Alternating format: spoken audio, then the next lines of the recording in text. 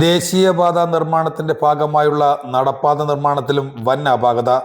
നടപ്പാതയിലും ഓടയിലും നിർമ്മാണത്തിൽ അപാകതയുണ്ടെന്ന് ചൂണ്ടിക്കാണിച്ച് നേരത്തെ തന്നെ സമുദ്ര വിഷൻ ന്യൂസ് വാർത്ത പുറത്തുവിട്ടിരുന്നു.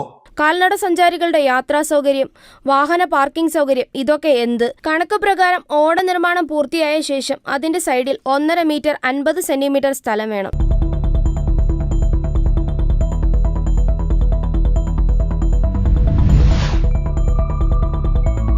ചാത്തന്നൂരിനും കല്ലുവാതുക്കലിനും ഇടയിലുള്ള സ്ഥലങ്ങളിൽ നിർമ്മിച്ചുകൊണ്ടിരിക്കുന്ന നടപ്പാതയിലാണ് അപാകത സംഭവിച്ചിരിക്കുന്നത്. ഒരേ രീതിയിൽ നിർമ്മിച്ചു പോകേണ്ട നടപ്പാത പല സ്ഥലങ്ങളിലും വീതി കൂട്ടിയും കുറച്ചുമാണ് നിർമ്മിച്ചിരിക്കുന്നത്.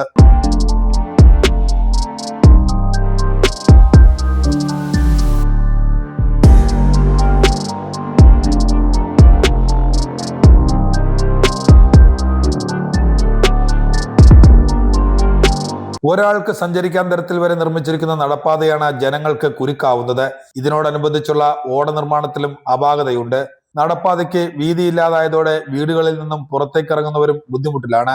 സർവീസ് റോഡിൽ വാഹനങ്ങൾ നിർത്താനുള്ള സൗകര്യമില്ലാത്തതും വഴിയരികിലുള്ള കടകളിലെ കച്ചവടക്കാരെയും ഏറെ ബാധിക്കുന്നുണ്ട്. റോഡിലോട്ട് ഇറങ്ങാൻ യാതൊരു വഴിയും ഇല്ല. കടയുടെ മുമ്പിൽ പോലും ഒരു വണ്ടി കൊണ്ടുവയ്ക്കാനോ ഒരു നടന്നു മനുഷ്യന് പോവാനോ പറ്റത്തില്ല. ചിലയിടത്ത് വീതിയുണ്ട്, ചിലയിടത്ത് മതിലും ഓടയും മതിലും ഒരുപോലെയാണ് കെട്ടിയേക്കുന്നത്. ജനങ്ങൾക്ക് വളരെ ബുദ്ധിമുട്ടായുള്ള കാര്യമാണ്. ചില സ്ഥലങ്ങളിൽ ഒരു ഇച്ചിരി നടപ്പാത ഉണ്ട്, വീതിയുണ്ട്, ബാക്കിയുള്ളിടത്തൊന്നും യാതൊരു വീതിയും ഇല്ല. വീട്ടിൽ ഇന്ന് പോകുന്നതിന് ഒരു കുഞ്ഞുങ്ങൾക്ക് പോലും സ്കൂളിൽ നിന്ന് വന്ന് ഇറങ്ങി വരാൻ പോലും പറ്റത്തില്ല. ഭയങ്കര ബുദ്ധിമുട്ടായ കാര്യങ്ങളാണ്. അതിന് വേണ്ട രീതിയിൽ ചെയ്തു തരണം. ഞങ്ങൾക്ക് നടക്കാൻ വഴിയില്ല. രണ്ട് സൈഡിൽ കൂടെ ഓടയും കൂടെ ആയി കഴിഞ്ഞപ്പോൾ ഓടയും നടവഴിയും ഒരുപോലെ ആയിപ്പോയി. ഒന്നും ചെയ്തെടുക്കാൻ പറ്റത്തില്ല. നമ്മൾ ഇനി എന്ത് ചെയ്യാനാ? ദേശീയപാത നിർമ്മാണം നടത്തുന്ന ശിവാലയ കൺസ്ട്രക്ഷനെതിരെ നിരവധി പരാതികളാണ് നേരത്തെ തന്നെ ഉയർന്നിരുന്നത്.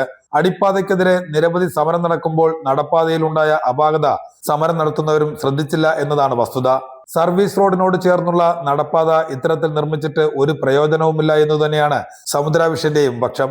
സ്ഥലം എടുപ്പിലുള്ള പിഴവാണോ നിർമ്മാണത്തിലുള്ള പിഴവാണോ ഏതാണ് ശരി എന്ന ചോദ്യം ഇവിടെ ബാക്കിയാവുകയാണ്. ഏതായാലും ജനങ്ങളുടെ നികുതിപ്പണം ഉപയോഗിച്ചുള്ള ഇത്തരം നിർമ്മാണ പ്രവർത്തനങ്ങളിൽ വന്ന അപാകതയ്ക്ക് സർക്കാർ മറുപടി പറഞ്ഞേ മതിയാകൂ.